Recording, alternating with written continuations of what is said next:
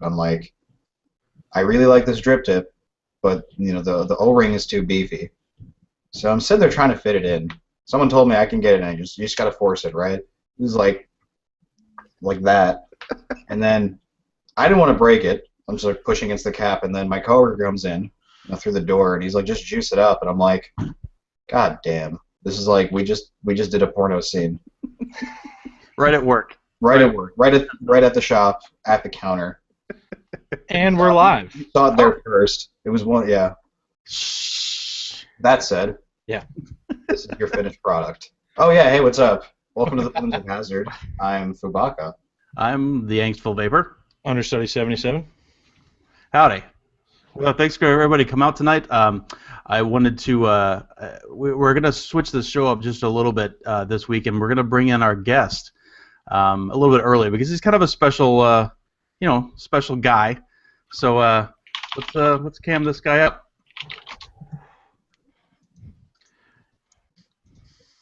Everybody, here's pbusardo. Hey, buenos días, muchachos. ¿Cómo están todos hoy?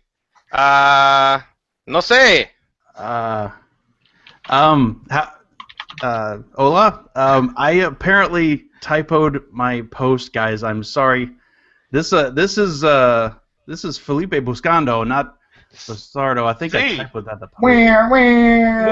Muy bueno. Yo soy Felipe Buscando y estoy hoy en Plumes o Hazard. Welcome. It's good to see you. Gracias. He said his name is Felipe and he really likes plums.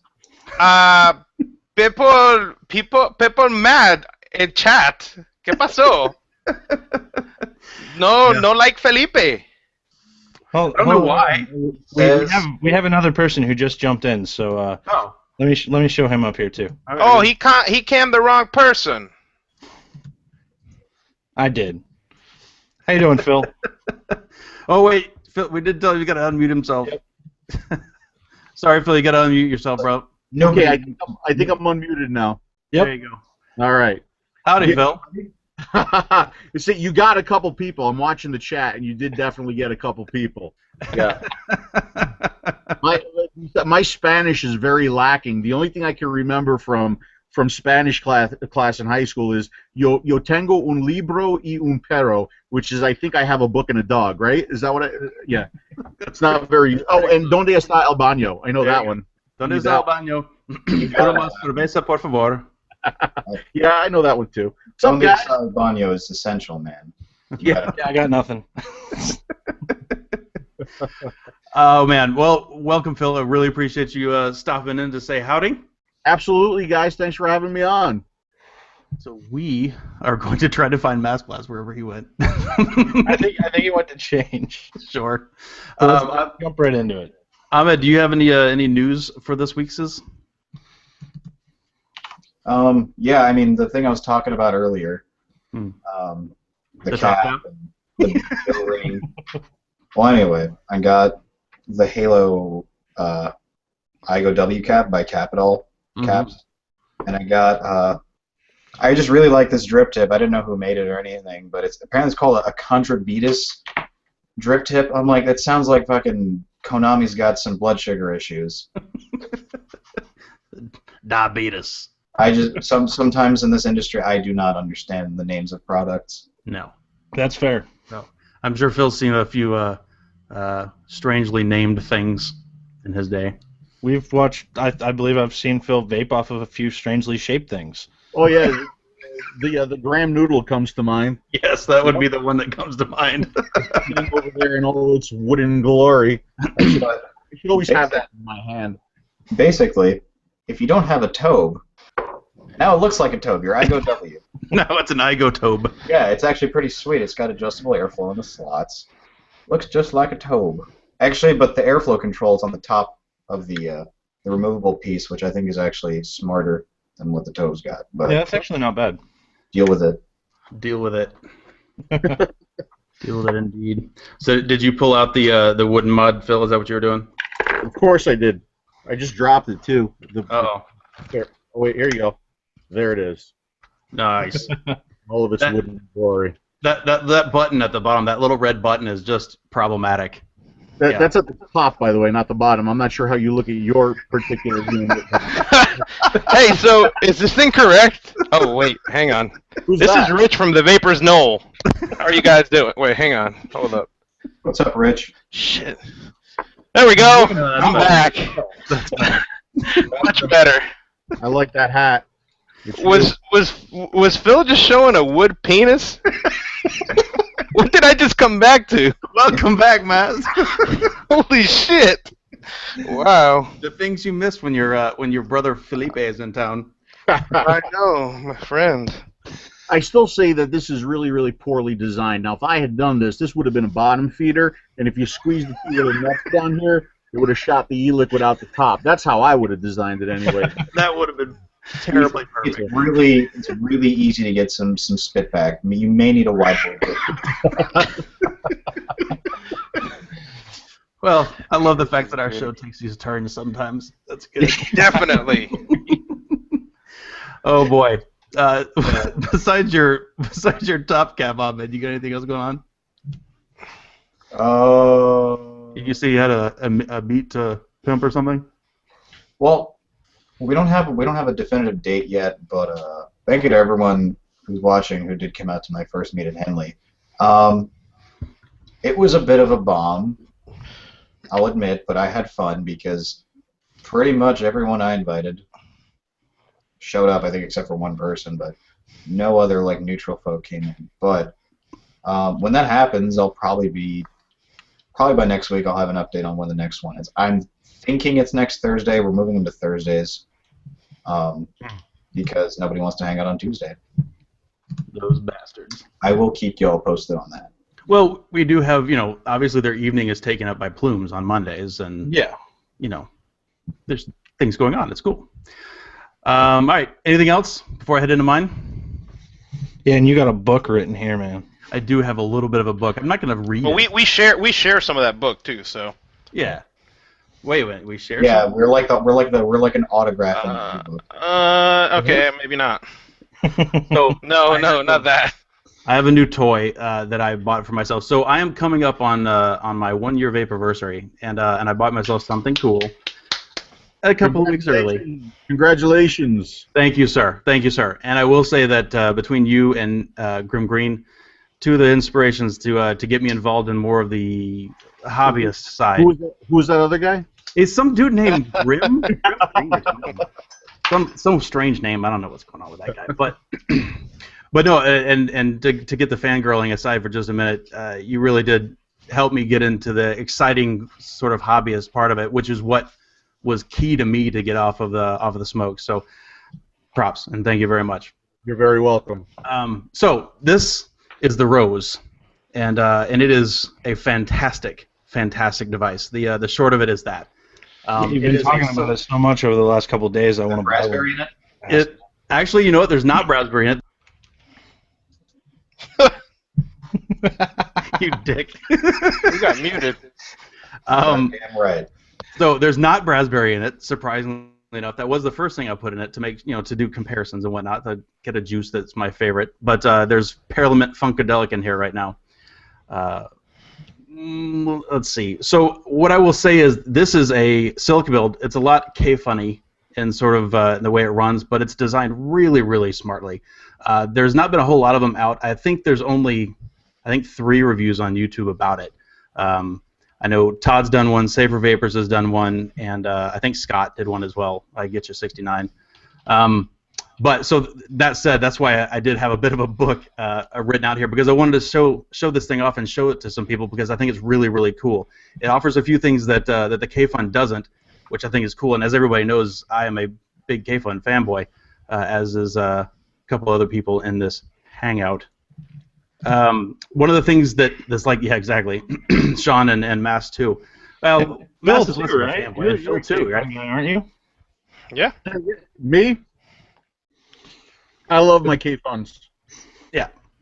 Love them. So there are a couple of things that this thing does really, really well. One of which, and my favorite of which, is you got juice control, kind of like an Aqua.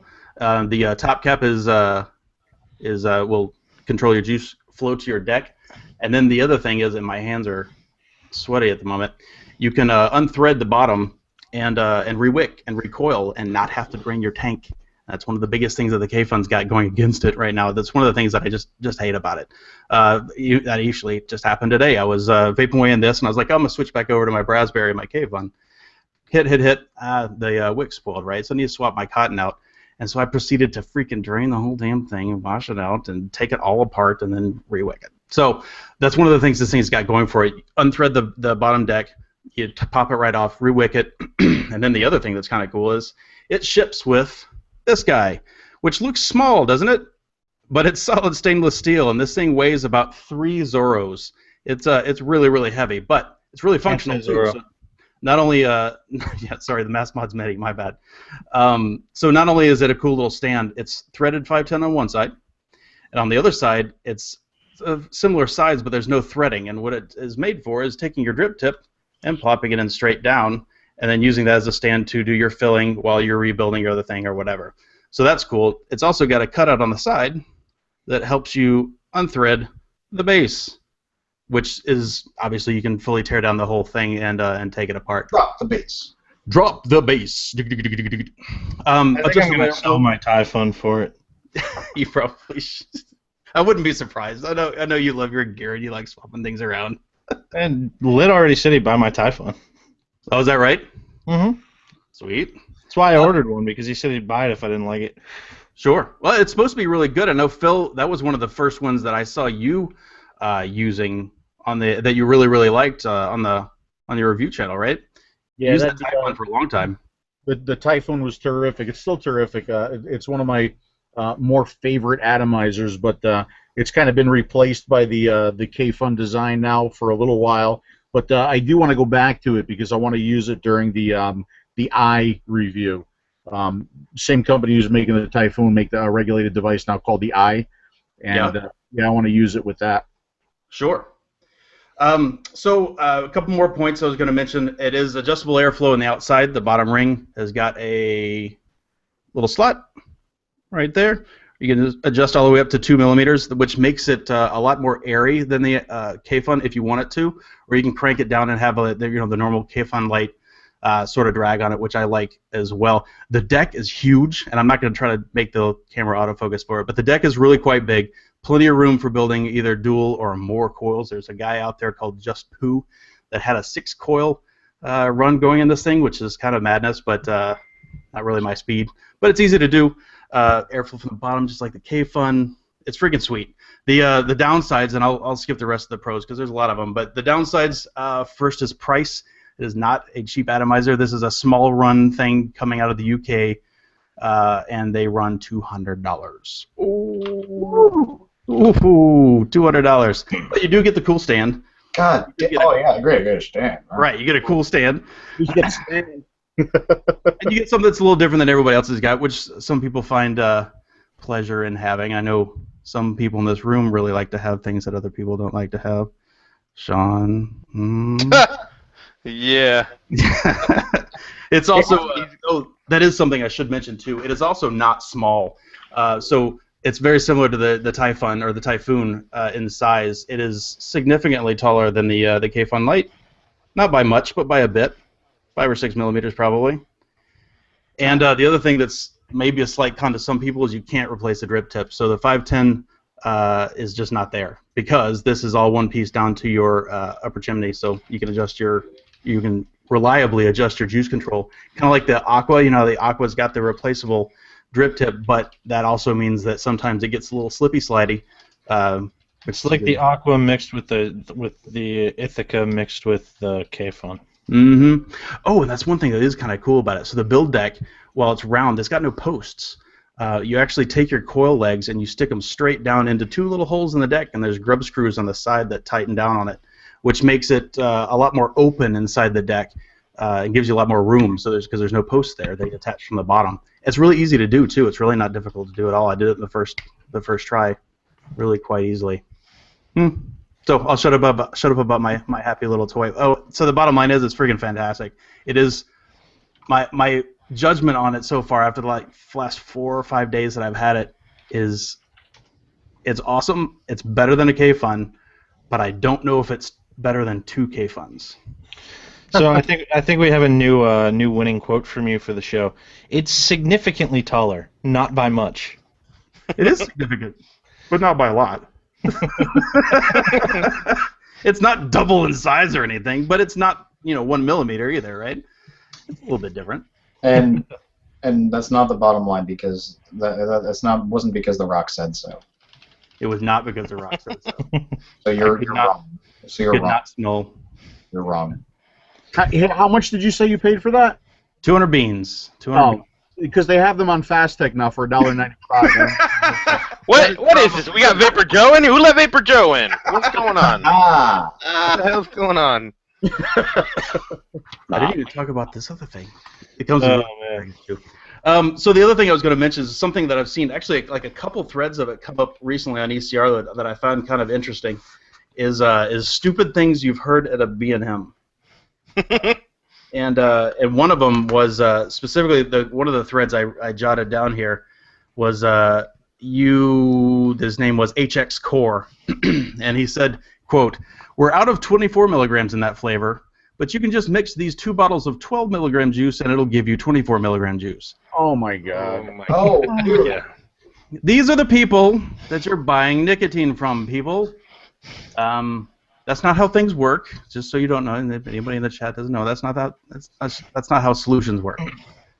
I won't begrudge it too much, and I'm not going to name the vendor it came from. But the thing that struck me about mine is my local B&M where I started vaping last spring, full time, is after about a month or so, and I was really watching a lot of Nick's reviews and a lot of Phil's reviews. I kind of wanted to try dripping. I was like, okay, well, let's try this RDA thing.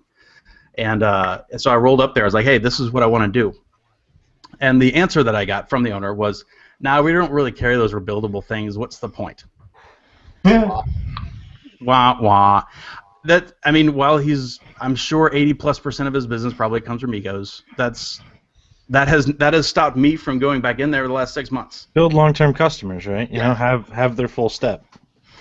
So, I don't think everybody needs to keep a hold of, thousands of dollars of inventory, but at the same time, you gotta at least address the people that are and keep them coming back to your business, and which is kind of ridiculous. So I was going to ask everybody else, can you think? Phil's got to have some good ones for this. Yeah, exactly. So can you think of any ridiculous B&M quotes that you've heard? I don't know if it's a quote, but I did have to help out somebody who bought an Ego 650 milliamp hour battery from a vape shop, and she wanted to know why it wasn't lasting the 2 days that they said it was going to before you charged it again. It's frightening. There's a lot of people who are opening these B&Ms because they see dollar signs, right? Oh yeah, man. Totally.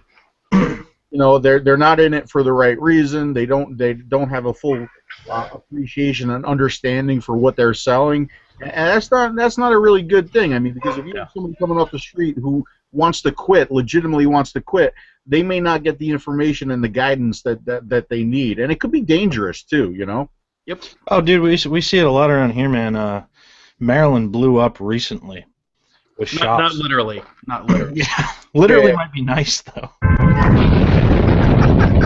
Thank you, Mass Blast. But you get guys, everybody's opening up a shop now. They'll vape for 2 days and then open up a shop. And you got guys opening up shops selling fake batteries, telling people to build 0.1 ohm coils. You got shops building 0.1 or 0.2 ohm coils for people. Yeah, and then send them on their way. Go ahead. Enjoy. Yeah, go have fun. Don't tell them anything about batteries. Don't tell them anything about trust fire batteries and whatever. Not good. Not cool. Anybody else? Yeah, actually leading into the whole battery situation. Just recently we had a few posts post on Reddit about Anokins. I believe the device was let me see. VVB3.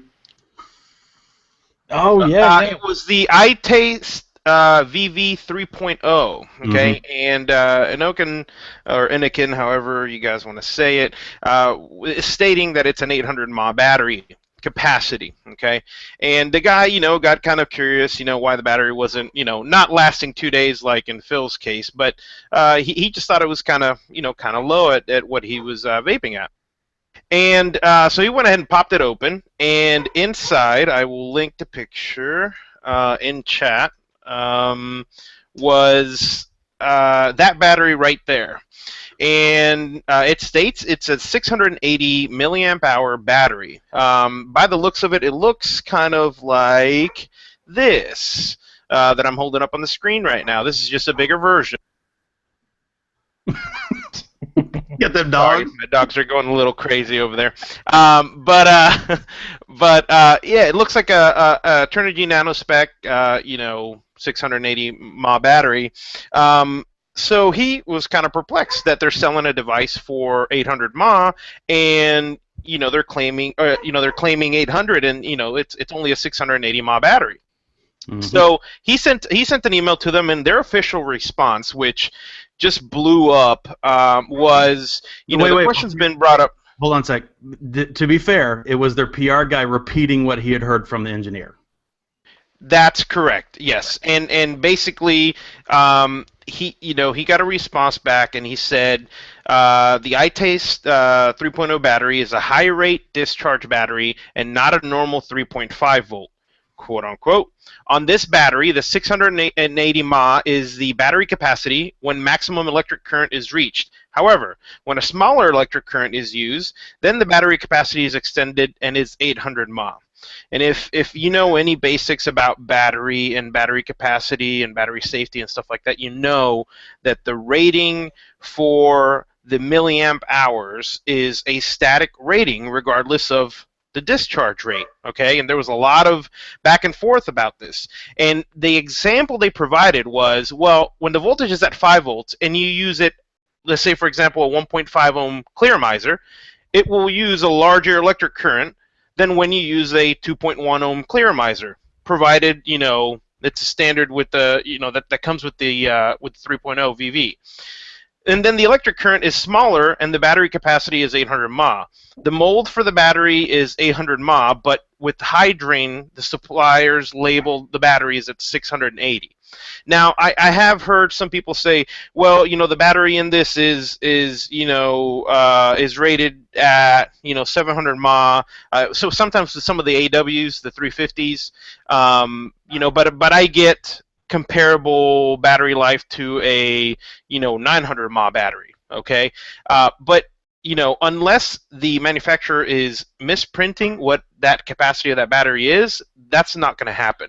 And basically they don't understand that that's a static rating. And the total mAh capacity of the battery is not to get too crazy into it, is in coulombs, and 680 mAh is around 2400 coulombs, and you can only fit so much into the battery. So them saying that it's an 800 mAh battery when it's actually 650 or whatever it was in the picture, that's a little misleading. So we don't have anything official on this yet. I have reached out to them to see if we can get something in writing that's a little bit better than hearsay. Nothing yet, so we'll see. Hey, Mash, do me a favor. Yeah. Send me that picture, because I got a lot of contacts over at Anakin, so I'd like to. I'm curious myself now. Okay, I'll send it right now. So the battery segue is really interesting, because then we start to get into this little guy right here. Smooth transition, dude. The vicious ant variant. A buddy of mine, one of the part owners over at Vape Dojo, lent me this for a couple days to play with, and this is his personal one, so he kind of wanted to get my thoughts on it, because I use a lot of regulated devices. When this thing first came out, we found out that there was, the 1000 mAh and the 1500 mAh version. Yep. And we said some things about how we didn't think the battery was going to cut it. And then there were some reports that because it's a 7.4 volt LiPo, it was going to be just fine. I can tell you that maxed out, this thing on the 1000 mAh version died in 15 minutes. So, not really quite, Admittedly maxed out, right? Burning. Yeah, admittedly maxed out. Would that thing work at like 17, 18 watts? Probably all day, yeah, just fine. But you're buying a 120 watt device for $500 to, right, run at 17 or 18 watts. Right. It is gorgeous. It is mostly functional in variable voltage mode. So, because I think this is probably like the first mini review, but let's take a hit of this thing. This is on voltage at 8.3 volts, 118 watts. Drum roll. And that's impressive. Wait, you should click on yourself, make yourself full screen, and do that again. All right, let's click on it. If you can handle it. Oh, I can handle it. Because make it more about you.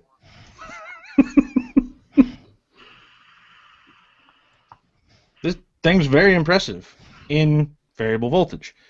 But, and I have to preface that this is a non-updated version. I don't know if when they update it's going to change. You're talking firmware, right? Yes, firmware update. When you switch over to wattage or when you go down on voltage, it's slow. It's doing constant checks. It's not regulated it's nowhere near ballpark regulation of like a Provari or a DNA board. It's legitimately kind of depressing. I can use this thing cranked up the whole way, very sparingly because that's a lot of watts. But past that, it's not at all enjoyable in wattage, especially when you're talking low. And let me swap it over to wattage and turn it up the whole way and see if I can get it to do the same thing that I had it doing last night. So I'm not gonna actually vape it, but just listen to this and see if it does it.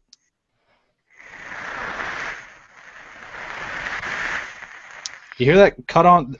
So that's without me lifting my finger from the battery. That's an on-off pulse by about 2 or 3 seconds. I thought that was your legs chafing. Hey, so Sean, can you hold that up to the screen and let Phil hook it up to his yeah, let's give that a shot. Bring it on, we'll hook it up. We'll tell you the truth about it. I'd actually be really curious to see the thing metered because it's not performing to what I expected it would. I mean, I knew the battery was going to be an issue. Let's be honest. Variable wattage and some of the variable voltage stuff is difficult. I mean, look at what China does compared to what guys like ProVape and Brennan and Evolve are doing. Like, it's a difficult game to get into. Mm-hmm. And I'm hoping that they can fix some of the problems that this thing has. It'll be a fantastic mod if they can. But as it stands right now, if I could get my hands on one, which I can anyway, I wouldn't buy it. Well, and that's the other problem is cost, right? Did you mention the cost? They're going to be between $500 and $700. Wow. They only made 200 of them. What the fuck?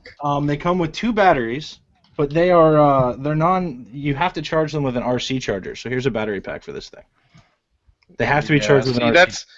That's a problem too because now you're putting a lot more variables into people's hands that could go wrong. Okay, it's not as simple as unscrewing a cap, putting an 18650 in, and done. So that worries me. Them using that type of charger and setup. Yeah. Now I hear the version 2 is supposed to be USB charged. So there is that.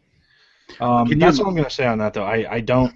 The battery life is about as terrible as I expected when you turn it up, and I'm not impressed with it as it is. Which is sad. I was really excited for you to get that because I'm a fan as much as I've historically not been a fan of the whole fancy readout DNA thing. This device has made me a fan, and not just because it's got our cool logo on it, but the DNA 30 really has been a bit of a shift in my vaping life the last couple of weeks. Which has not happened in quite some time, ever since I got the Duke, actually. Yeah. But that screen on here, that's like, even cooler, right? I mean, the geek in me loves this. Mm-hmm. Me would love that. That's freaking sweet. I was gonna take it to work with me today just to play with it some more, and I threw a K-Fun on it and I cranked it down to 17 watts where I vape, and I hit it a little bit before I went to sleep last night, and I'm like, this isn't doing it for me. So I screwed it off. I put it on my DNA. I hit it. I'm like, man, that's much more consistent. All the power that I want is there. That's right where I want it to be. I said, I'm not even taking this thing to work with me. Mm-hmm. It's not, and it's heavy. Like this full size version, the 1500 mod, it's huge. Dude, it looks like an iPhone box. The box the iPhone comes in. Oh yeah, it's as thick as an A box, taller than a Hannah, and as wide as a Hannah. Mm. The thing is huge. How many people do you know at Vicious Ant, Phil? Do you know anybody there? No, I don't. But I think I am using one of those. You know what? Hey, people think I know everything about everybody and everything, but I don't. There's too much stuff coming hot and heavy now. That's what I was expecting, though. So, and Phil, you might appreciate this one. So I was lucky enough to get the trade of a lifetime and score a billet box. Nice. I got to keep it for all of 4.5 hours before my fiance walked downstairs, said mine, and walked away, and I haven't gotten it back since. You know what? See, I can relate to that. It was easy. Now, my wife has been vaping nonstop now for 4 months. Okay, she's finally off the cigarettes. But I can appreciate. Awesome. Yeah, I know, it's awesome. But I can appreciate that because before she had no interest in the devices. Now she comes down, she's like, "What's that?" Ooh, I like that. Yeah. So I tend to lose devices and juices now every now and then. They mysteriously appear on me. You know? So does she come down and steal all your Dimitri devices, I assume? Yeah, all the pink ones. Yeah, pink. She likes pink, that's for sure. Well, that's what I told her. I said, hey, you're getting one of these little A-Box mods. You're going to get one of these. She goes, oh, I can have both. Who says I can have? I don't really mind that much. Like, I love her to death, and I'm not going to use the Billo Box as much as she is, and I'm glad that she likes it because it's a phenomenal piece of equipment. Probably the best made thing I've ever held in vaping. It's just a phenomenally made piece. Yeah, it's a cool piece. No. But let me tell you something. My wife can vape whatever she wants to vape as long as she's not smoking. All my stuff is hers. So That's right. I agree with you on that completely. Yeah. So you've obviously been vaping for a long time, Phil. So how was it just stubbornness on your wife's point that made her not want to go into the vaping thing, or what was it that made it good for her all of a sudden? Probably the stubbornness. She's the kind of girl where, like, if you say, honey, you should try doing this, she pushes back 10 times harder, Mm-hmm. She's just a strong-willed person, and when somebody is not ready to quit, when somebody doesn't want to quit, you can't make them. There's nothing that you can do to make them quit. They have to want it. Yep. But all of our friends are vaping now. My brother is vaping. My mother is vaping. Everybody I know is vaping, and she was like the last holdout. And I think she finally found a couple liquids that she really likes. She loves using the Provari, so she is definitely a vapor now. Yeah. Dude, I think our wives would get along because mine same way. Hey, you should try this. Just push back 10 times harder. Yeah, exactly. It's not something you can force on. No, not at all. But anyway, I tried vaping I tried it in 2009 on 801 devices. I tried it again in 2011. It just didn't take. I was still smoking. I just didn't want it, like you said. It wasn't ready. Mm-hmm. And it wasn't until last spring where I finally did it and said, all right, this is freaking enough. I need to buy myself one of the big ass mods and just do it. And dude, I was the same way, man. I was always kind of a power guy. Like, blues didn't work, egos didn't work. Yeah. It took me getting into, like, what was it? I think it was a Z-Max off of one of Phil's reviews, actually, that finally got me to quit smoking. Mm-hmm. Z-Max V2 was the first thing I ever bought, and that was when I had my last cigarette. Yep. My last cigarette was July 7th, 2009. And you're right, boy. I tell you what, if you were a vapor then, you had to be a dedicated motherfucker to keep up with it because, there was no such thing as a cartomizer. There was no such thing as low resistance. I had my 510 with a standard atomizer. You stick the cartridge on there, and you pray to God that the e-liquid would find its way to the coil. And then we were messing around with blue foam and pure Blue foam. Yep. One of our, So it was a challenge back then. The equipment is light years better today than it was back then. It was. Yeah, no, it was sad, and I kept wanting to try it because I'm a geeky guy. That's what I do for a living. I love gadgets, I love things, I love technology, and it was, I just couldn't do it. I couldn't keep up with it. It wasn't good enough to keep me off of smoking. Yep. Right. Yeah. And I think, and this will kind of bring me in, because our first show we kind of talked about this. We talked about what we thought was like the biggest innovation that started to bring this thing mainstream, and I think a lot of us agreed on like Kanger Pro Tanks and just Kanger devices in general. And I'd really like to get Phil's viewpoint on this, because we've gained a lot of traction with people. Like, what do you think there's a device that's caused that? The Kanger Pro Tanks, I think definitely, but I would have to go back a little bit further and say the cartomizer, really. The cartomizer, carto tanks, finally you have the ability to have a whole bunch of liquid with you without having to fill up all day long. I would go a little bit beyond the pro tanks and say the cartomizers and carto tanks. I remember back when carto tanks first came out, I tried again from Totally Wicked. I was laughing, and I'm laughing, by the way, because Ahmed agrees because I'm a big Cardo guy, like Phil. Cardos are shit, man. Cardos, baby. I started on Cleros, and then I went to Cardos for like 6 months before I started dripping. I love Cardos. Dude, if you can do a Cardo right, it's so much more consistent. Dude, for my all days, because they burn so clean, so I get 2 to 3 weeks out of a single Cardo. It was great. Yeah. The learning curve. Just the amount of liquid. You know, you get an XL tank like this, and you can. I have my MVP. You can have quite a bit. I have my MVP, and I have two 3 mil Pyrex tanks just in my shirt pocket when I go to work, and it was fantastic. Just my 2 all days. Yeah. And also, Phil, sorry for the boring intro news segment. You looked a little bored sitting over there. We usually don't have guests in during that part, so. No worries. No worries. You guys do what you got to do. So when are you getting a rose in? That's because I want to see Phil's take on a rose. I have no offers on the rose yet. Matter of fact, yours is the first I'm seeing, but I have plenty of other stuff to get to. So. Yeah, you said you shut your list down for the summer or something, right? Yeah, the review videos are still going to come as hot and heavy as I can make them, but I had to close it down because I got to catch up. I got to purge some of the stuff that's been sitting in there forever. That's going to require apologies to companies. They're just going to have to understand that I admit it. I bit off more than I could chew. So, but the thing was, I had a hard time saying no.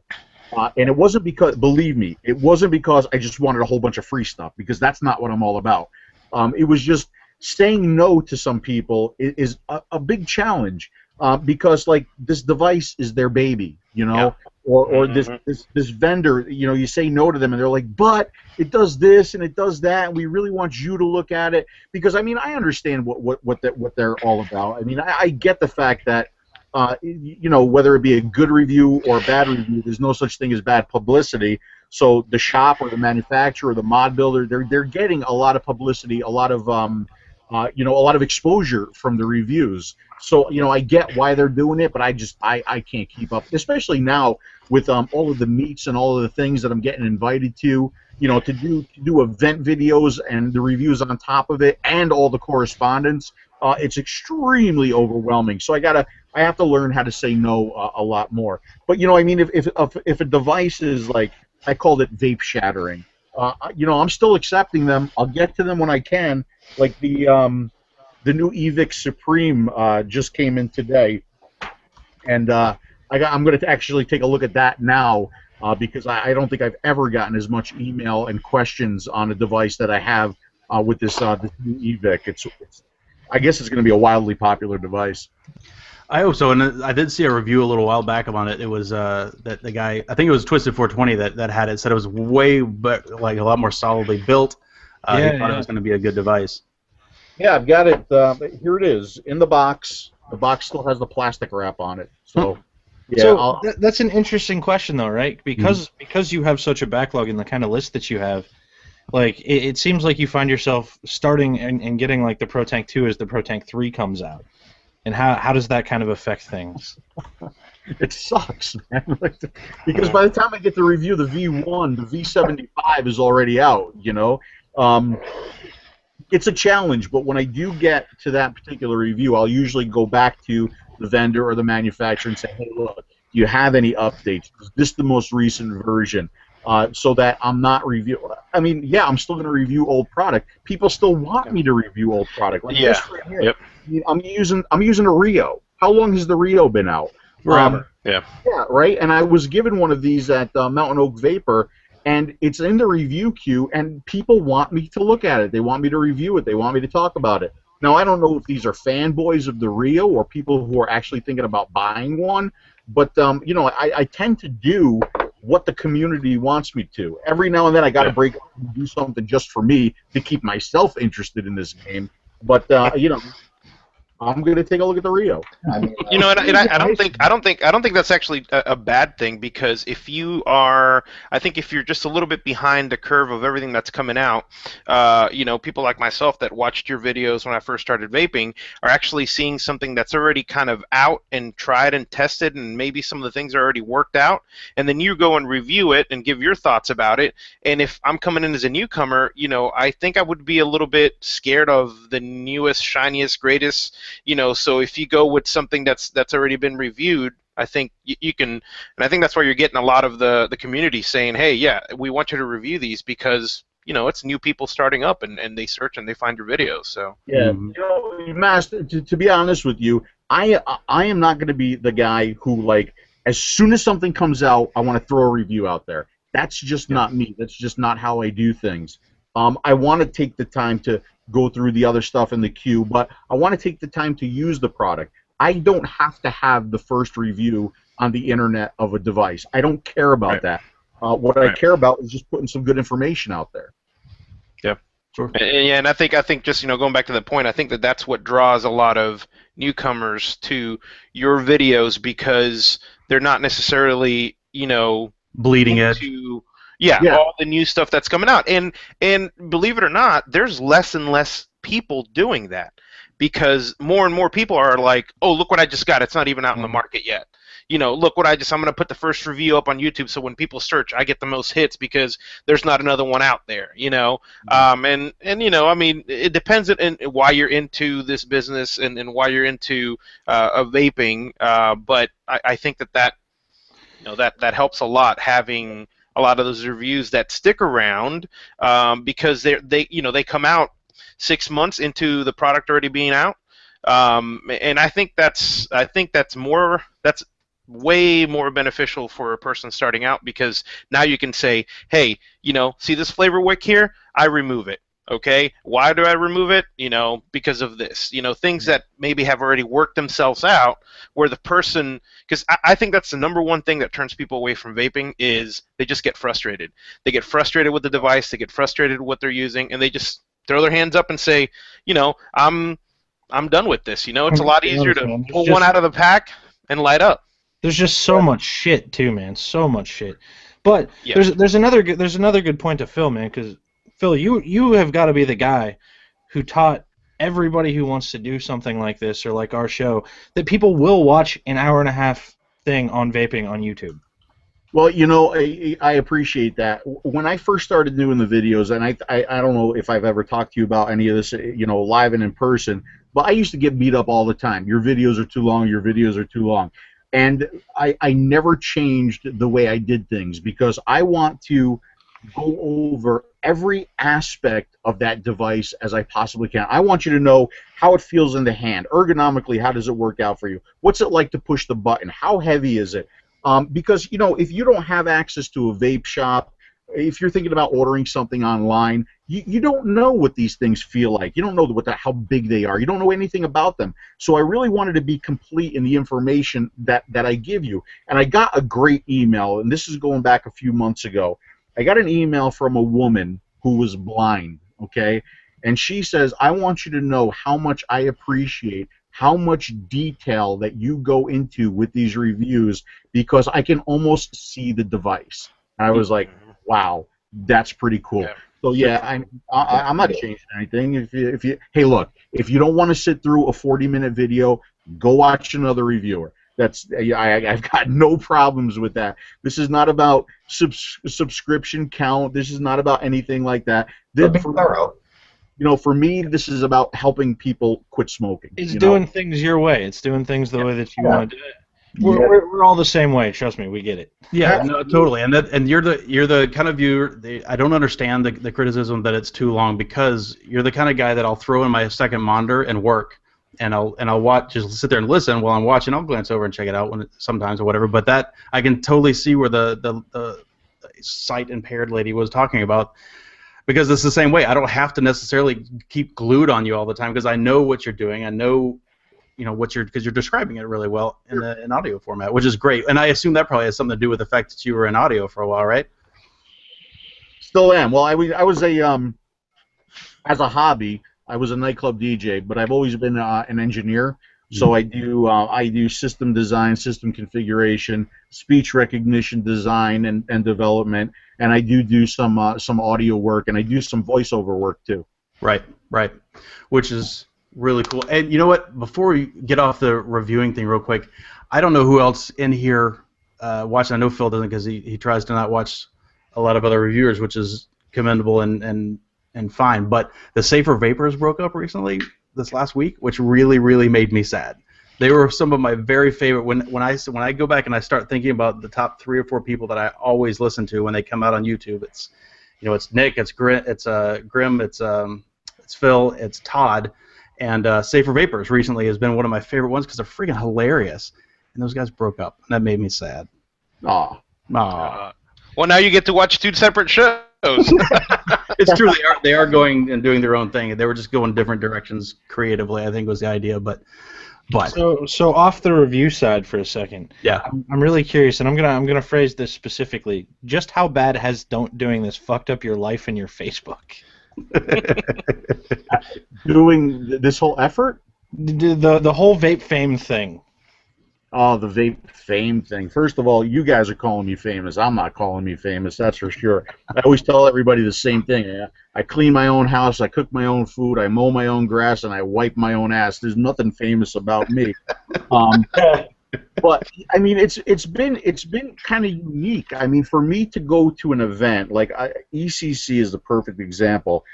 They said I was there on the microphone, and I look up, and there's like this line of people who want to like talk to me and shake my hand and take a picture with me. And for me, that's kind of like weird, right? I mean, it's still weird for me.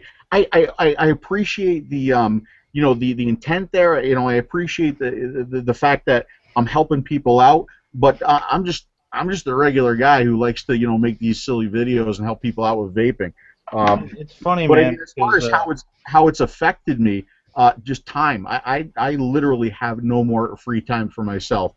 I kind of do the reviews all week long, and then on the weekend I try to take a break and go outside and do something. But lately, my weekends are kind of taken with events. Like this coming weekend, I got to go to Delaware Vapor for his store opening down there. So yeah, I mean, it's definitely affected time. It's affected my my time with friends. I've actually sit family and friends down, and I've said, hey, look, this is really chewing into my time, and you guys got to understand that I love you guys just as much as I did before, but I just don't have the time anymore. So yeah, sure. It's definitely affected me. Yeah, it's funny, man, because it's rough. VaporCon East, and I get it, man, because I did a Vape Fest, and at Vape Fest I had a few people like flag me, talking about having seen the show or something, and it is weird.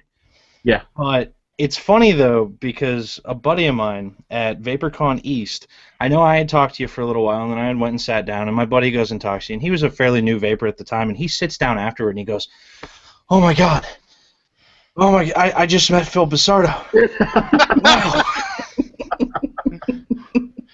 No, at VaporCon last year, that was something. Okay, within the event itself, I can understand. I mean, he was walking around. He's like, yeah, just a second, trying to get to where he was going. And we're just sitting back at a table going, this is ridiculous. He cannot walk for 2 seconds. Even in the bathroom, he doesn't know this because I didn't tell him this, but even in the bathroom, as he's walking out, people are like, hey, and I'm like, damn, this guy can't even take a piss, man.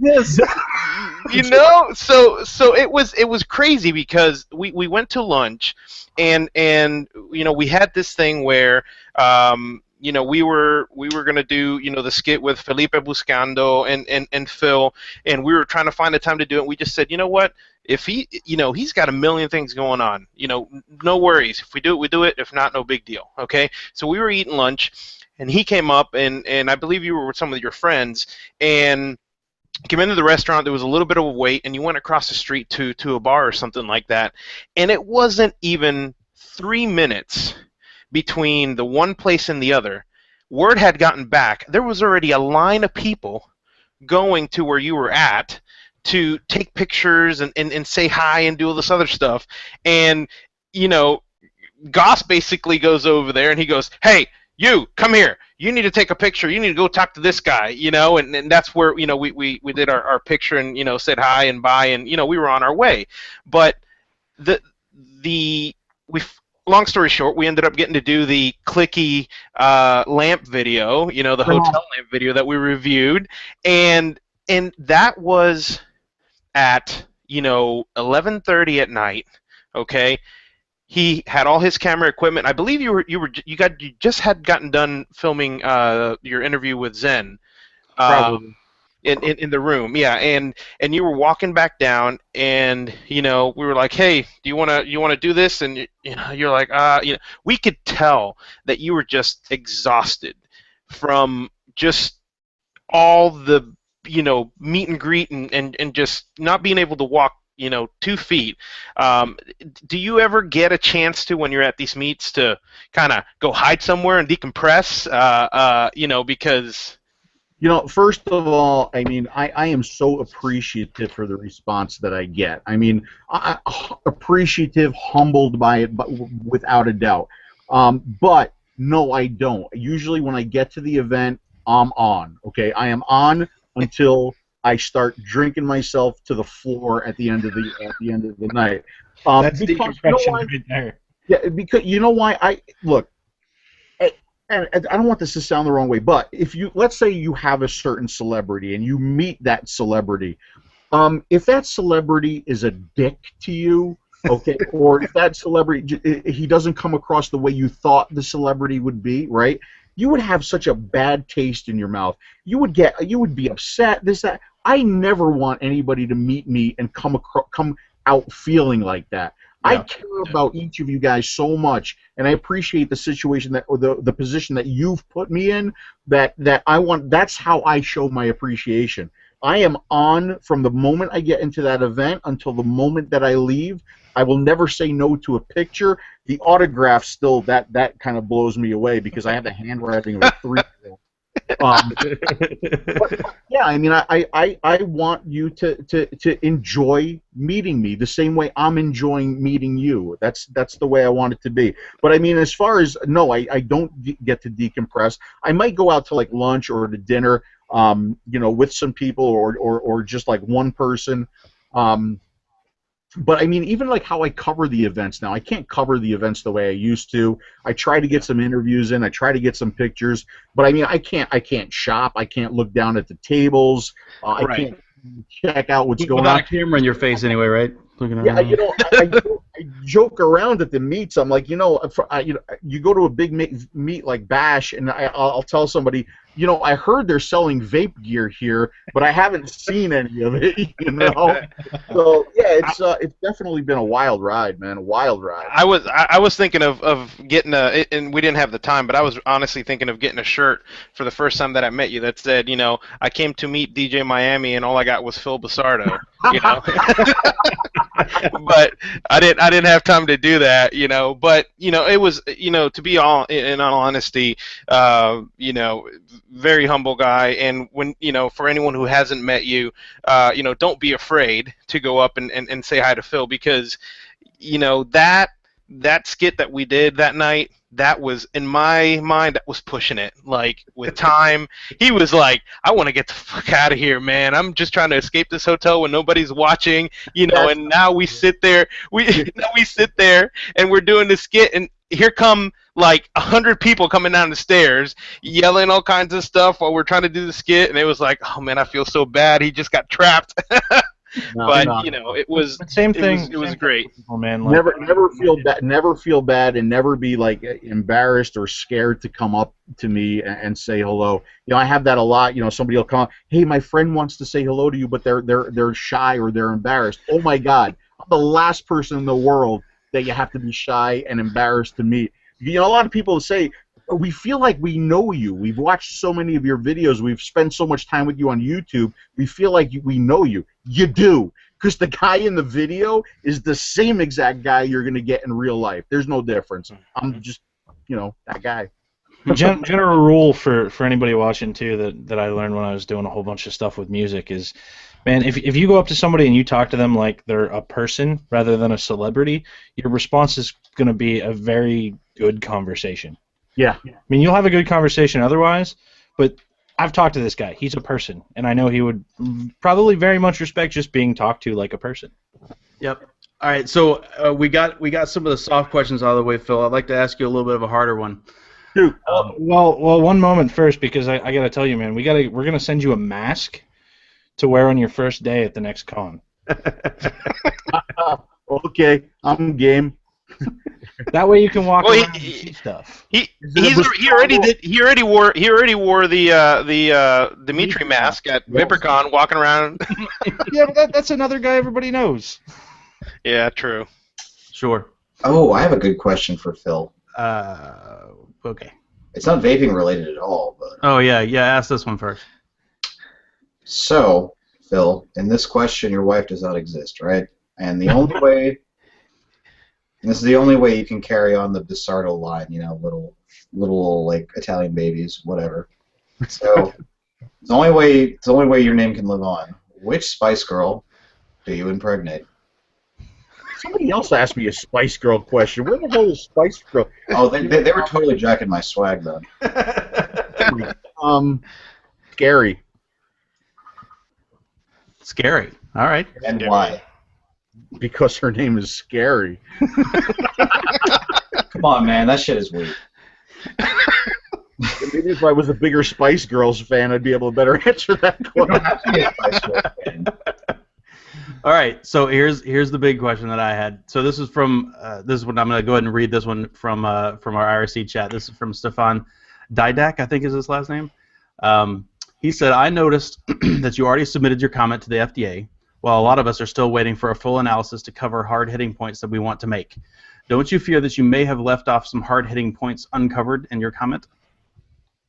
Could very well be, but they were my comments. You know, the whole FDA thing, I am looking to other people for guidance there, because I am an e-cig reviewer, not by trade, by hobby.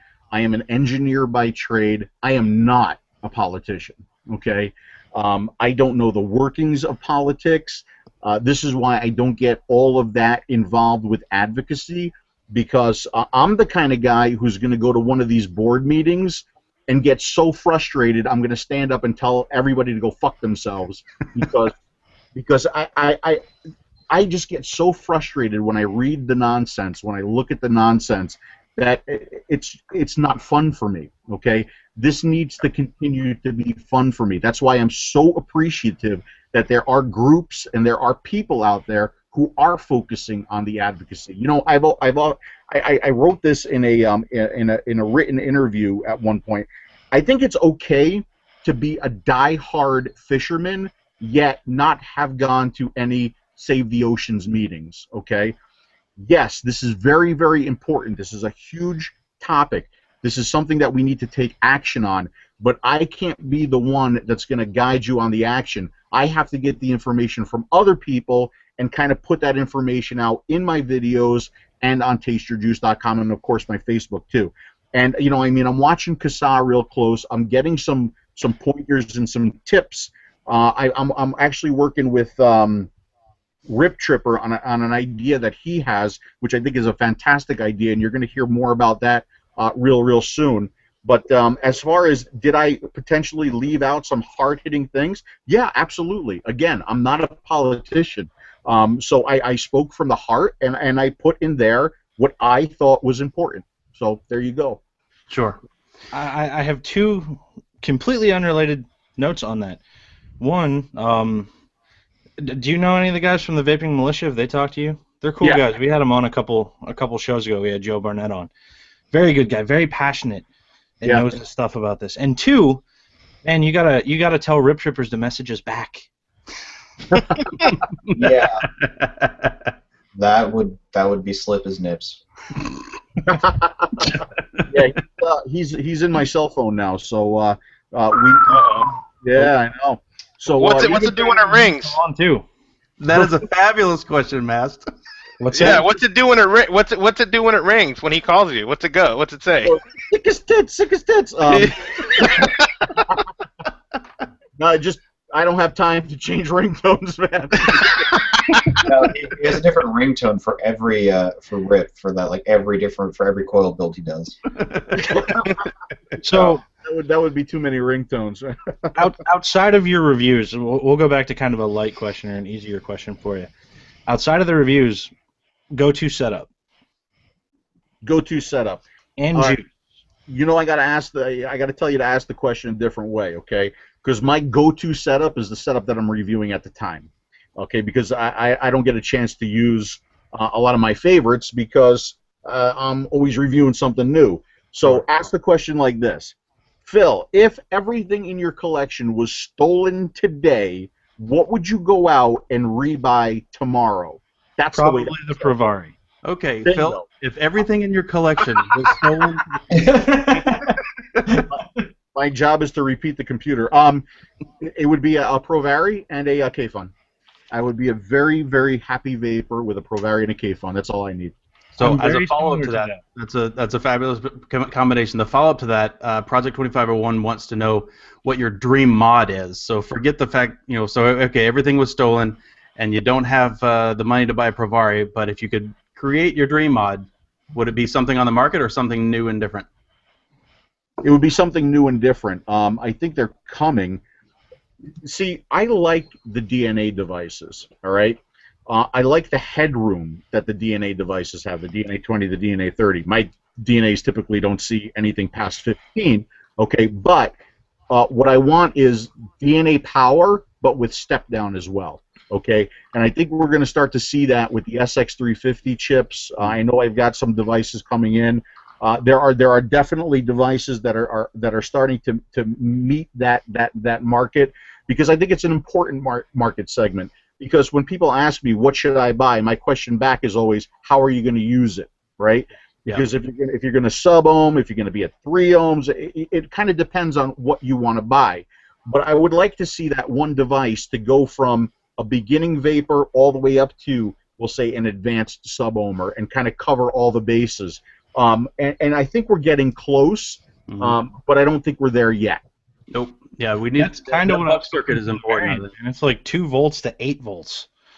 Yep. It's just not regulating as well as I hope. I have another question for Phil. Sure. Who is this? Who is? You got to Come talk over the screen. Really? Really? Wow. Dude, that rat tail, man, that's sexy. That ponytail is badass, man. Let me tell you something. Without that ponytail in there, there's a breathtaking mullet underneath there. That's number one. Here we've got the business in the front. And we got the party in the back, and there's a Provari in here somewhere. Really? There's no such thing as a Provari in that picture, that's for sure. It's too bad you couldn't it couldn't go down a little bit there, because you would see some really nice Cavaricis there as well. Yeah, I mean this video was fabricated by Ankush in chat, so big up. You wanted us to end on the video. Yeah, he wanted us to end the whole show with that video. Oh, I thought I'd just drop the bomb and make the rest of the show awkward. Thanks. Thanks very much. So another light one then, juice, because we didn't cover juice yet. Well, you still a Boba's guy, or? You know what? People think I'm a Boba's guy, and that's actually not true at all. The reason why I mention Boba's so much is because I think it's kind of well known as a 100% VG juice out there, so I tend to use it whenever I'm doing like tests for as far as wicking is concerned, because the wicking on a thicker juice is always different from the wicking on a thinner juice. Sure. So that's kind of why I kind of go to that e-liquid for those kinds of tests. But for the most part, there's I mean, I'm always kind of switching around a little bit lately. Lately, for a long time, I've been on Juicy Vapors Tribute. It's kind of a lychee pear thing that I really enjoy.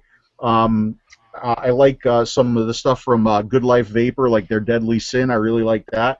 And I've been a fan of the Castle Long Reserve and the Castle Long itself too now. Really kind of loving that liquid. Not something that I could vape like for days and days and days. Whereas for something like that, I'll go back to the Tribute, or I'll go to like a Green Peach Tea from either RAR or Delaware Vapor. But some kind of basic stuff. But I have, I wish I could show you what this room behind me looks like right now, because I could literally open up a vape shop with the liquids that I have in there. It's unbelievable. This is another reason why I've started to say no, especially to liquids. People just want to just give me their liquids. And, I understand why they want me to try them, they want me to talk about them, but here's what happens, and I'll give you the perfect example. You go to a meet, and this actually happened. This is a true story. You go to a meet, you get the listen, I really can't accept liquids. But no, just for you to try whenever. It doesn't matter, whatever. Okay, right? So, and this is where you feel bad because this liquid is this guy's baby, right? And he wants me to try it. So, all right, look, I don't know when I'm going to be able to get to it, if I'm going to be able to get to it, but I'll accept it. Hey, Phil, have you tried the juice yet? Have you tried the juice, Phil? Thank you. So 1 week, it gets worse though. 1 week after the meet, I get the first email. Hey Phil, did you try the juice? No, man.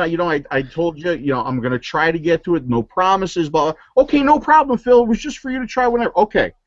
A week later, I get the second email. Hey, Phil, did you try the juice yet? I'm like, no, I told you, man. It's going to be tough for me to get to. Okay, fine. Now, here's what happened, though. Third email. This is how it went. Fuck you. If you weren't going to try the juice, you should have never taken it from me. Like, but I told you that I wasn't sure if I was going to do it. It's like, and that's how it goes, Right. So, like, I've really tried to not accept liquids now at this point. Well, then that guy's gonna go back to his shop and be like, that fucking Phil Bastardo. I swear to God, that guy's an asshole. Yeah, of course it happens. He didn't want to try. Yeah, he didn't want to try my bathtub juice. That bastard. And that's another thing. I'll be honest. I turn down on average per day 3 to 5 e-liquid reviews a day. That means 3 to 5 new liquid companies coming online a day. Yeah. If you think that all of these liquids are being made in the proper environment, you're crazy. Crazy. I agree, man. So I mean, look, we talk about FDA and regulation. There's a regulation that we need, okay? Mm-hmm. And I'm not talking about registering products and paying a whole lot of money to register your products. I'm talking about like a restaurant. They have to get a clean bill of health to sell you food. I think that the places where these liquids are being made, they need a clean bill of health, some kind of a approval process to make the liquids. I think that's the kind of regulation that we need, not X amount of dollars for everything that you want to sell. That's insane. Yeah, no, like over 18 and make sure your liquids are freaking clean. Yeah, their issues are safe. No titanium dioxide. No titanium dioxide. I have an idea on how Phil can cut his back room of juice. Just take the vape 4000 to the next meet and the next meet and the next meet. Pour like 1,500 of them in there and just let people hit it. Just set it in one place and say, "Come hits." It's like a juice. It's like a juice 4000. Yeah. Just pour it all in. Just at 1,500 bottles, no problem. Just let them go at it. It's a rap video, though. You have to do it like it's a rap. That actually reminds me of a shot we used to do at the club at the end of the night. Did you ever hear of the bar mat? Mm-hmm. Yeah, the bar mat, absolutely. Yep. You take the bar mat at the end of the night, whatever's left in there, you pour it in a shot glass and you drink it. Yeah, that'd be like the same kind of idea. Yeah, I don't know what I'm going to do with all this liquid. I'm probably going to donate it to a meet at some point. Either that, or I'm going to fill my my swimming pool outside. I'm not sure which, but definitely one of the two. So, related question: Where did the big green mug come from? What do you call it? Cedar Point. Cedar Point. All right. Yeah. Now, see, and I guess the four of us all come from Reddit, and that's one of the nice things is how active the vendors get. I mean, vendors hop in Hangouts with us all the time. So for the most part, juice that I vape, I can probably look at my desk and know pretty much the conditions all of them are made in, and have had multiple chats with the maker. Mm-hmm. Well, now for the review liquids, yes. Okay, I definitely talk with the vendors. I mean, I ask them, how their liquids are being made. I ask them how they're testing their nicotine levels. So yeah, I do kind of go over that with the review liquids. But with the stuff that's just given to me, nearly impossible. Right. And then this always happens too at the meets. You get some liquids from some guy, and then you turn around and there's somebody there who says, "Oh, don't vape their liquids. I've seen this.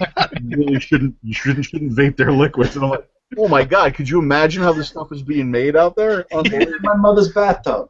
Not only that, you know what? Just start bringing a bucket and just call it Phil's bucket. You want your juice? Throw it in there. I ain't gonna get to it, but just throw it in there. It'll go to a good cause. Cause I can just imagine. What do you gotta walk around with a fucking backpack to put all this shit in? I mean, I always I'm meeting people and people are handing me stuff and I got a whole bunch of stuff. And I'm like, 1 second, I gotta go back to where my camera bag is, dump it, go back and. And I say this all the time too. It's the one guy who needs the free shit less than everybody else gets all the free shit. You know what I mean? you feel guilty after a while. No, dude, we started we started like a donate juice box for Maryland Vapors, man, and I mean it's overflowing. But all the people who need it don't take shit. They throw stuff in, and then one person will come to a meet and they'll just handful in their pocket. Yeah. And these are guys who are buying brand new shit all the time. Yeah. But yeah, I mean the liquids that I have, they're going to be given. They're going to be used for giveaways. They're going to be donated to a vape meet or something like that, because I just have, and I'm sure that my new favorite e-liquid is behind that door right now. But right. I mean, for me to go through all that liquid, it's crazy. It's insane. That's a fuckload of cotton. Yeah, that is a fuckload of cotton. I'm gonna have a T-shirt made that says, "Can I please not taste your juice?"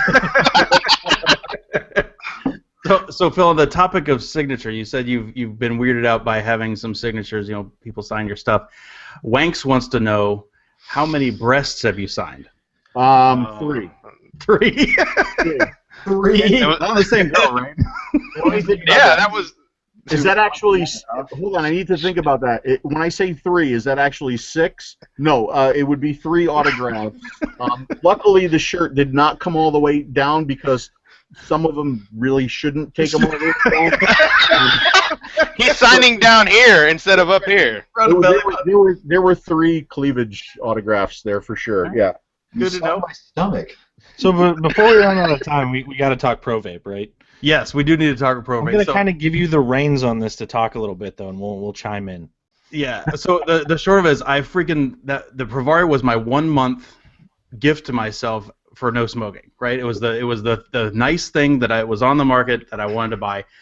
It's awesome. I mean, it changed my world. It was the first groundbreaking thing that I got. Now, that said, when I got into mechs and OKR builds, I kind of quit using it because it doesn't have the amp load to handle what I need it to do.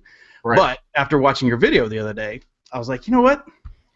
I wrapped my rows higher because I had my DNA that I was playing with. So I was like, all right, we'll try to save some battery life. We'll wrap a higher ohm coil and run it at higher voltage, lower amperage. Fine. So I was like, well, shit, I can put that on my Provari. So I've been using this the last couple of days, and unfortunately, it's just not quite there for me. So what I'm hoping from, and this is just a statement, and you can comment if you can, what I'm hoping is going to happen with Pro Vape is they're going to say, okay, we don't need to go to 50 watts, that's fine. We want to deliver a safe product. I watched their video. Those guys seem really, really cool.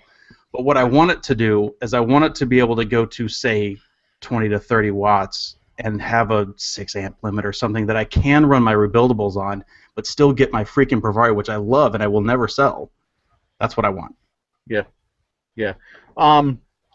First of all, it's Provari, not Provari. I know. I always say that. He's from Texas. Leave him alone.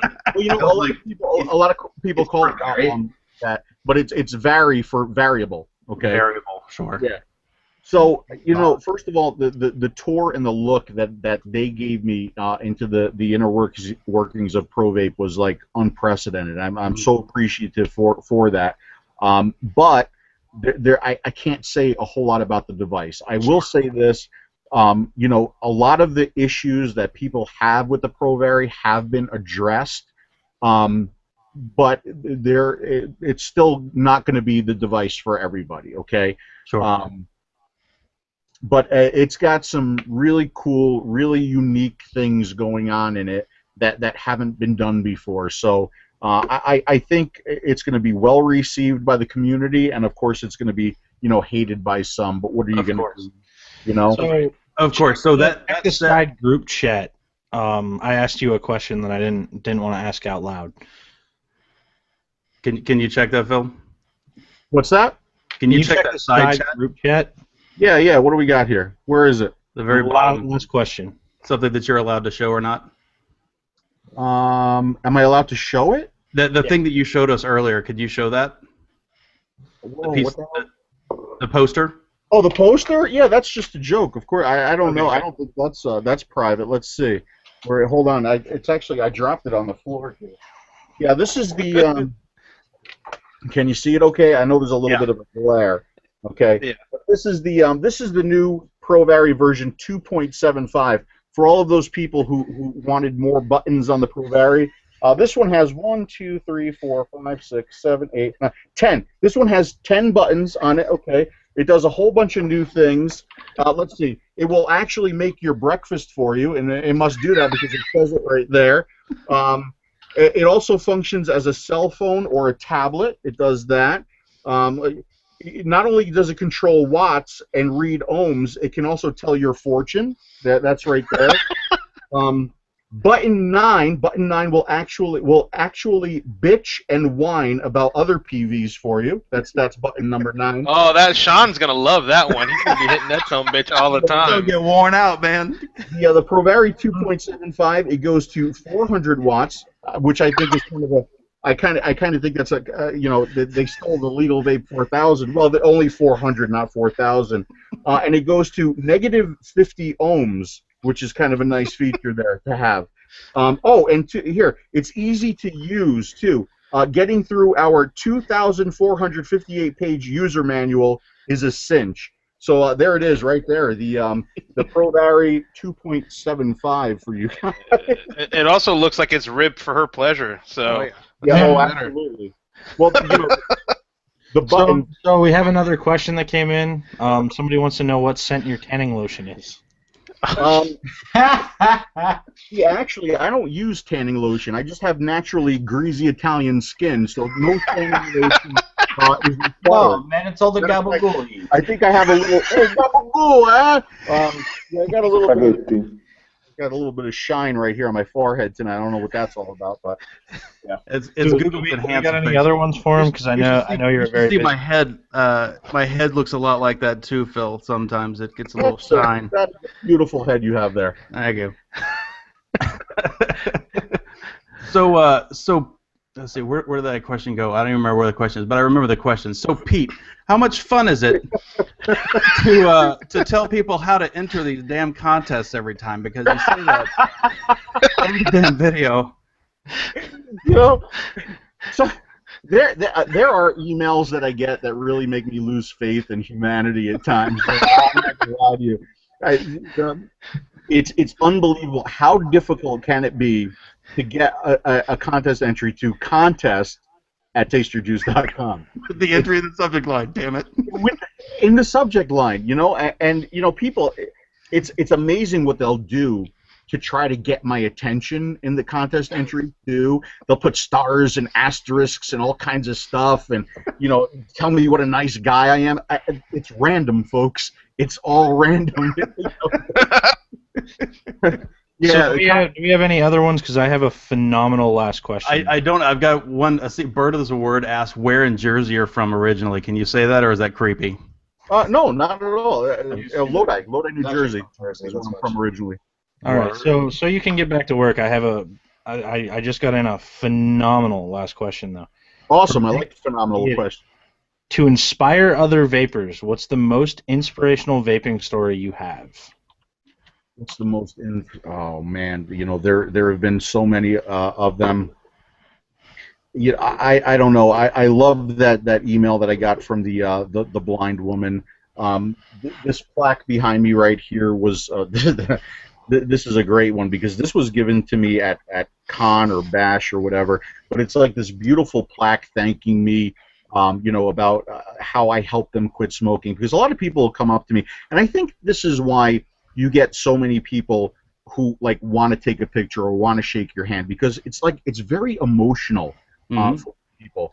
People have tried all of their lives to quit. They've spent money on patches and gums and Chantix, and nothing has worked for them. And all of a sudden, we have this thing that's we believe is safer. It's a viable alternative to smoking, and it's like after trying all of these things, you're on this, and you feel like this weight is off your shoulder.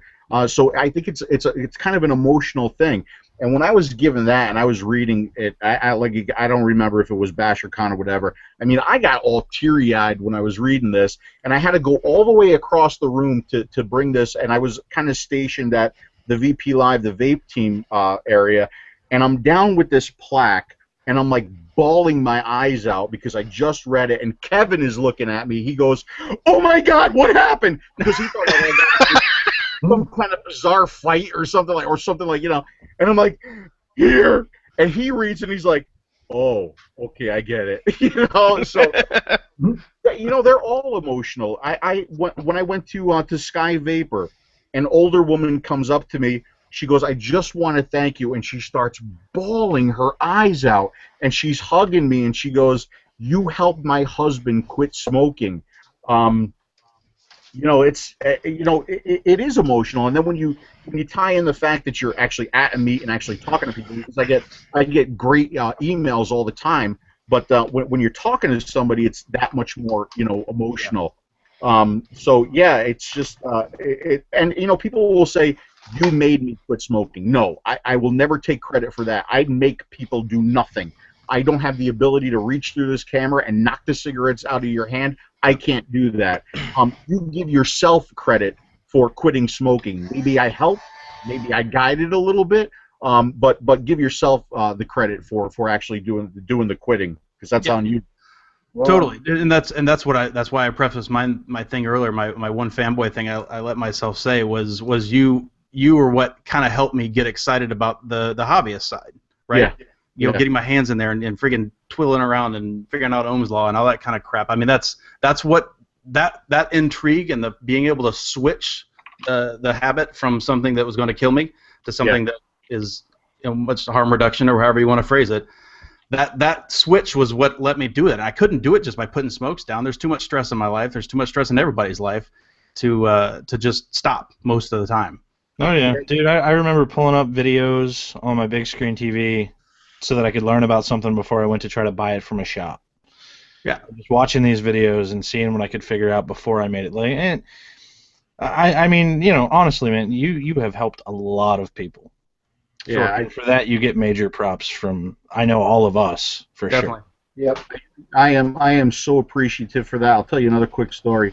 This was ECC California last year. A guy came up to me. He's like, "Oh my God, Phil, it's so good to meet you. You taught me everything about making coils, this, that, and the other thing." He takes his atomizer. He pulls his atomizer cap off, and he's got like 10 coils jammed in his atomizer. I'm like, dude, you graduated from me a long time ago, man. But it's so cool to hear. Even I quit smoking once for a full year. This is way before vaping, and I did it cold turkey. And my grandmother passed away, and I went back to smoking like I never left it. It was like instantly pick up the habit again, because it's like this emotional thing for a lot of people. It makes people feel good, It's like a crutch. So yeah, but since vaping, I haven't had a craving for a cigarette beyond the first couple months where you're trying to get used to it and you're still having those cravings, but now never again. Now I can smell the smoker coming from a mile away, Mm-hmm. Yep. Well, I know you're a very busy guy, so we want to let you get back to work. You've spent quite a bit of time with us this evening, and it's very appreciated. Oh, absolutely, guys. Anytime. Well, not anytime, but just about any time.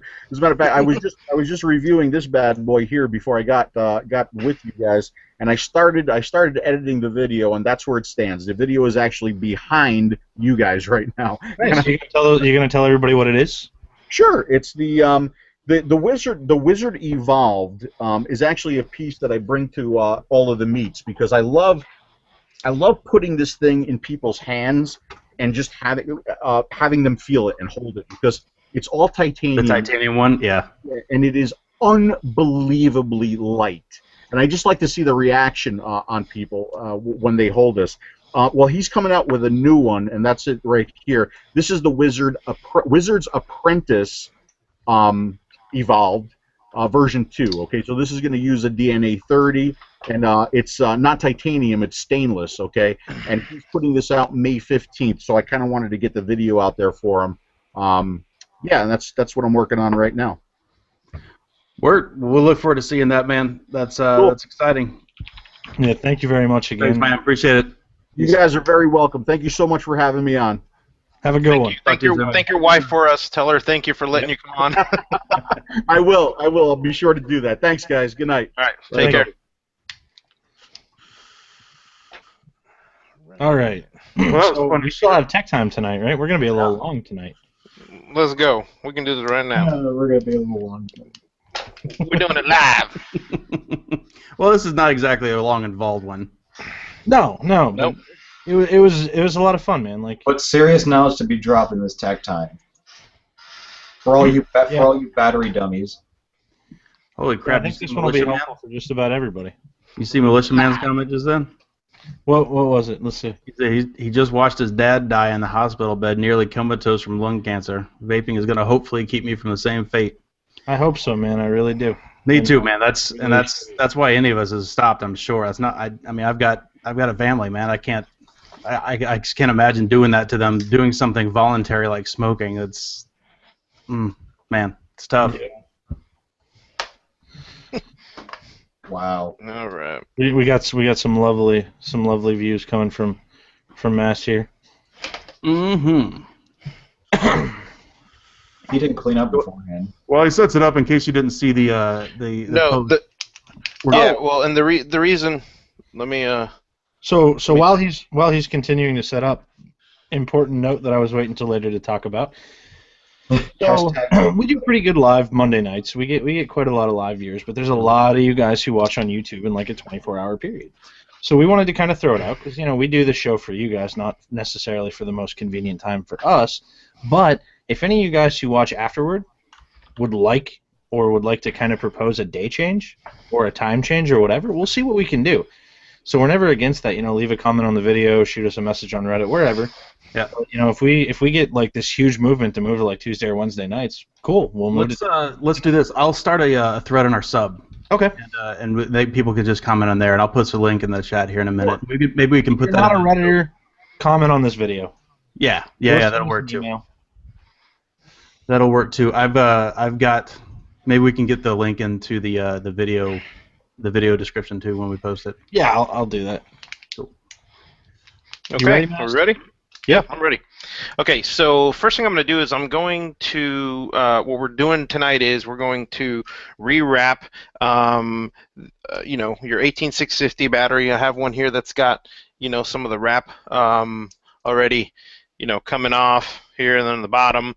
If you have any of them that have any kind of juice or anything like that on the inside, you can go ahead and do that. This is going to be an 18650 and NCR PD that we're going to do. And what I'm going to do first is I'm going to put an album from Illumination Supply on how to do this, so you can follow along. You can have it, in pictures and check it out. So first thing we're going to do is you want to go ahead and take the old wrap off, okay? And obviously, very carefully, they suggest no metal tools to cut this. The main safety thing here that we're going to talk about. Let me make my picture bigger here so I can see what we're doing. Okay, so main thing you want to do is, let's say you have your knife. Again, don't use metal tools. It's going to be kind of hard to do this without. I don't have anything plastic that can, pull it off. But no ceramic knives around the Mast household. No ceramics. But I'll show you here how easy it is to peel the top off. If you are going to use something that is conductive, main thing you want to make sure is don't at all touch the center post with any part of the battery. Okay, the rest of the battery is acting as the negative side, and that's your positive. So we'll go ahead and try to do this without any metal. So what we're going to do is we're going to peel this back, see if we can peel any more off, and we'll just come in here and very lightly make a score line. I don't know if I'm in the video. Okay, so nice score line. You're not actually, scoring the battery. Okay, and you want to go ahead and peel your old wrap off very lightly. And a lot of your wraps, okay, the battery's going to be sealed down here at the bottom. A lot of your wraps are going to already be damaged or juice soaked or anything like that, so it'll be a lot easier. This is a wrap that really didn't have that much damage on it. So we're going to pull your old wrap off, you're going to be left with this. Now this piece right here is the part that, for example, illumination supply talks about not losing. You want to keep this piece.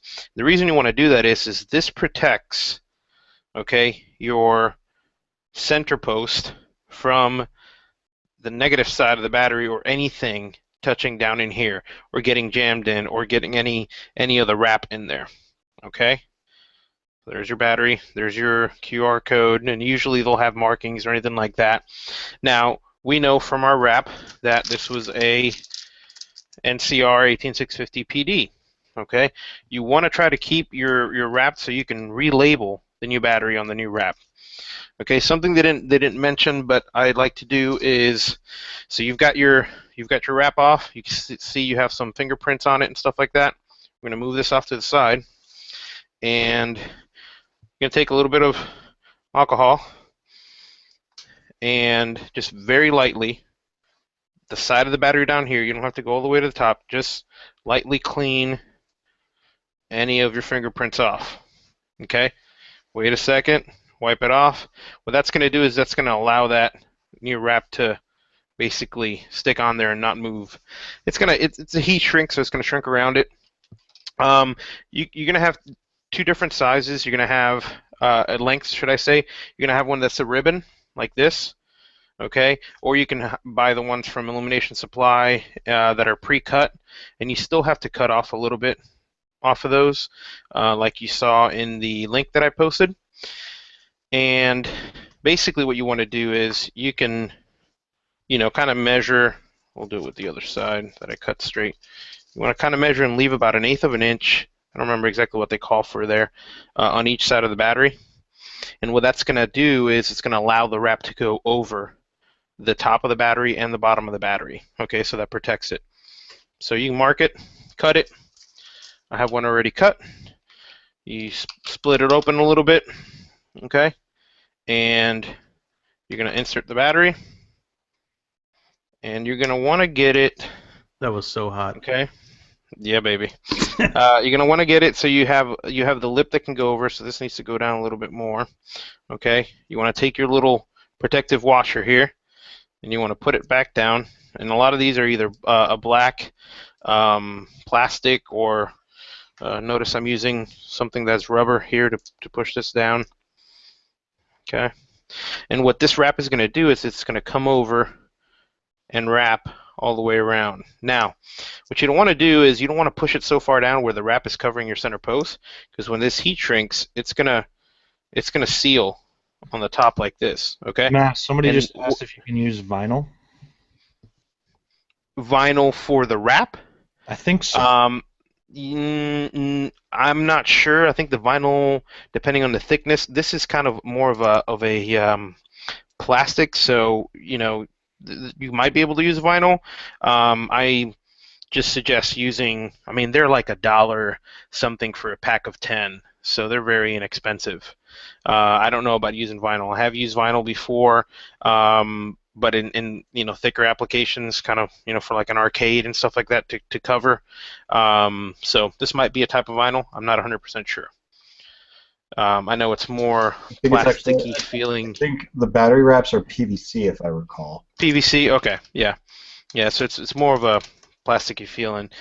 So as you can see, you can fold it and see where it's going to end up. Okay, so that's good there on this side. Now if we look down here, we see that it folds in, but it's going to have a little too much. Okay, you want to be able to still your battery to make contact. You don't want to cover a lot of it up. So what I'm going to do is I'm going to push the battery back out and cut a little bit more off the end, as straight as possible, and put everything back in and line it up to about there. And now you can see when you fold it over, and do one battery at a time. You can look at your old battery and see how far the wrap went over it. Okay, and there's the top. All right, now this part I have not tried it with a hair dryer. They said you can either use a hair dryer on high setting or a heat gun. I'm using a cheap, Harbor Freight regular heat gun, 2 setting, nothing fancy, on the low setting. And the reason I have the cover that I have here that looks a little bit dirtier is just in case you want to make sure you have a surface that nothing's going to catch on fire. You're not going to damage it by heat, plastic, anything like that. Very little heat will take to do this. Okay, you got to remember you have a battery. You don't want to overheat it, so keep it in your hand. And as you're heating it, make sure it's not getting super hot, and you'll see how quickly this goes. I don't know if you guys want to mute me. I don't know how loud this is going to be, but just let it rip. Let them hear it. Okay. All right, here we go. So you're gonna be working in a motion side to side, okay? And again, this is gonna be hot air coming out of here, so be mindful of your fingers. Here we go. This is just spinning the battery like this. And moving it away, you see it, you'll start seeing it crimp. Okay.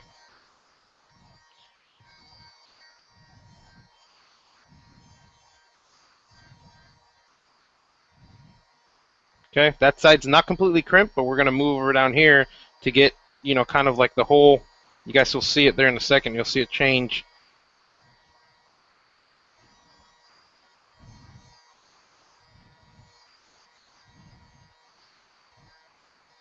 Okay, what I usually like to do, I like to stop here, even though it's not completely crimped on, and make sure I push down. Once we hit it with the heat gun again, it's gonna, kind of work out any of the kinks in there. The bottom heat shrunk perfectly. Would you say we'll hit it again? Say again? Would you say crumping is another good method for batteries? Crumping? Sorry. Spaghetti? Mom, spaghetti. Okay, so here we go. We're going to do the top again. As you can see right there, it just changed. You don't have to overheat this stuff, okay? It's nice and taut up here at the top. We'll finish doing the sides. You'll see some of the wrinkles go away. Yep, you can use this on your face also. Work out the wrinkles. That's not where my wrinkles are, Matt. Can I use that somewhere else? Go hit the. I don't need to use this because mine already like that. Go hit the wife with this in the face. Make the wrinkles disappear. Oh dear. And Scott's fired. Scott's fired indeed. Oh, she needs it. Hit her with the drill master. All right. So that is about done. Matt's WTF gift posted the link in the chat. Oh, what? You need me to look at the post? What? No, he just posted your WTF gift from. Oh, yeah. So there you have it. Rewrap battery, and now what you want to do is take your permanent marker, and just so you know what it is. Now you could have labeled the battery below.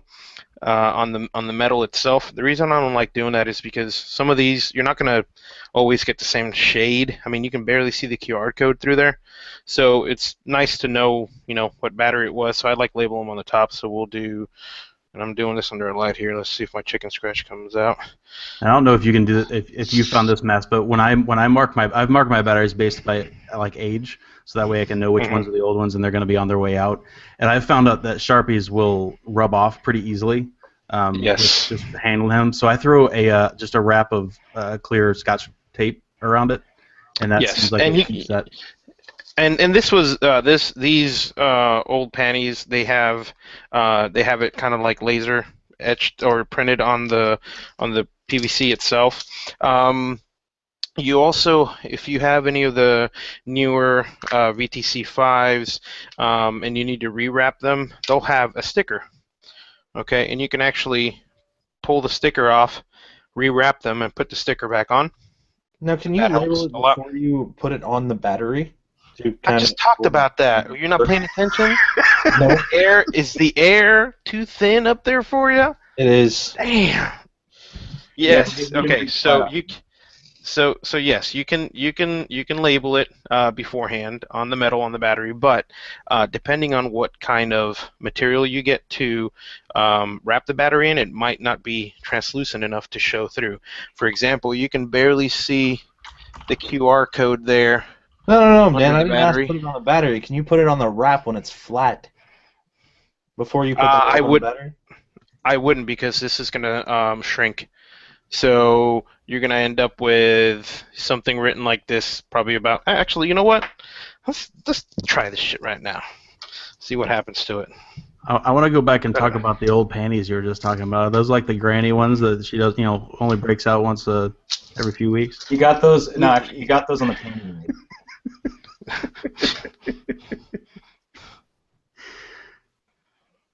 We'll label HH 18650 for high horse, and let's heat shrink this bitch and see what happens. I'm gonna hold it like this. Is that what the HH 357 is? It the high horse? Oh, look what happens when you label it before. See, it just turns to shit, Sean. So no. No, granted, it didn't have anything inside it either. No, I know. Come on, that's the joke. That's the joke. Yeah, because I'm just gonna fucking use all this shit up. So let's go ahead and cut another piece off. It's okay. It's not like we're at an hour 41 or anything. And let's do the angstful faggot. And I'm gonna. Okay, let's see. We'll open this up. And I'm just gonna straight up wrap that Urian's gift kills me every time. No, we're gonna Angsty's batteries don't cover the top. It's pretty much like a sleeveless battery. yeah, and just for the hell of it, I'm just gonna wrap my scissors, my Helios. Let's wrap. Oh, it doesn't fit over the Helios. Shit. Let's use one of your fingers. Over your permanent marker. Yeah, there we go. Let's wrap the permanent marker closed and see what happens. Oh, that works fine. There you go. It works, and you might actually be able to get it to stay. Maybe longer. set that ink a little bit. Nope. No, maybe not. It works off. So there you have it. You can label it before, you can label it after, but I don't know. I think after it dries a little bit, they should stay on pretty good. But yeah, that is the downside to that. I don't know what else you could label them with. If somebody knows, if there's a better marker than a permanent marker. People label makers. So, you could true. You could use clear labels. You can use. I know some people I work with, because people's batteries get stolen, they label them. This week on Plumes of Hazard, how to label a battery. Yep. What? So there you go. That's how you label batteries. Thanks, Mast. You're the best. Yeah. Coming back up here. Muted. I wasn't talking. That's all good. That was a big time mute. Hey, we went for a ride. Small time tonight. Was that a fun show? Or was that a fun show? Spaghetti. Good show. Yeah, it was great. We learned that the vicious hand variant. Oh man, that's what I can say about that. We learned that the variant isn't worth $500. Mm-hmm. We got Big Time by Phil. We got what we learned? The Rose is pretty badass, but expensive. Yeah. Phil's a cool fucking dude. Phil's a cool fucking dude. Yep. I think we should get out of here before we break YouTube. Seriously, I'm tired as fuck, man. Are we doing a 15-man after party? We sure are. I will get it fired up here as soon as we bounce out. All There's right. a bad bitch right here. Let's do this. I'm ready. Let's go. Hey, everybody. Thanks for coming out. Peace out. Thank you very much. All right. Later.